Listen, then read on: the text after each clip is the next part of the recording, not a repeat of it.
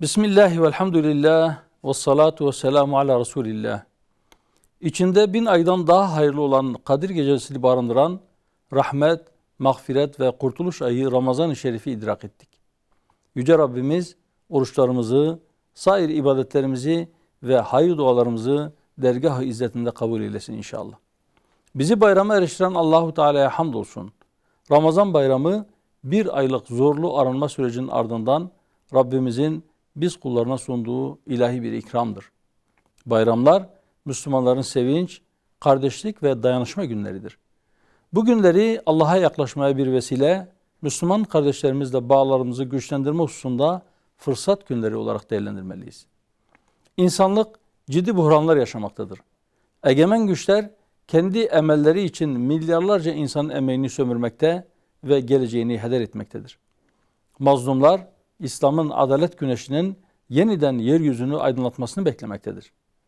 Hiç kuşkusuz adaletin yeniden tesis edilmesi ise Müslümanlar olarak önce özümüze dönmemize, sonra inanç, düşünce, söylem ve eylem birliği içinde olmamıza bağlıdır.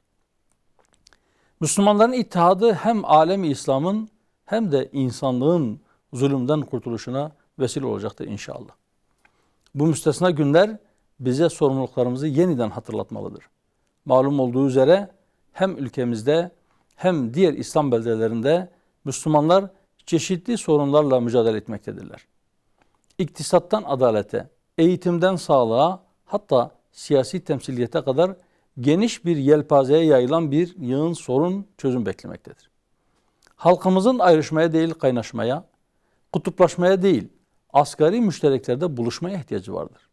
Toplumumuzun huzur ve selameti karşılıklı iyi niyete, insanların arasında güvenin tesis edilmesine ve en önemlisi de hiç kimsenin haksızlığa ve zulme maruz kalmadığı, insanı ve adaleti önceleyen bir anlayışın hakim olmasına bağlıdır.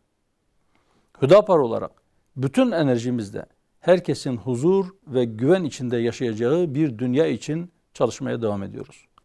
İdrak etmekte olduğumuz bu bayram vesilesiyle bir kez daha ifade etmek isterim ki, maddi ve manevi açıdan terakki ancak değerlerimize sımsıkı sarılmak ve birlikte hareket etmekle mümkündür.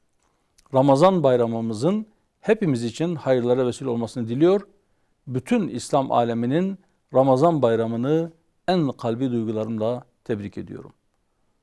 Bayramımız mübarek olsun. İda ve mübarek be, cecna ve piroz be, roşan şıma mübarek bu. İdikum mübarek.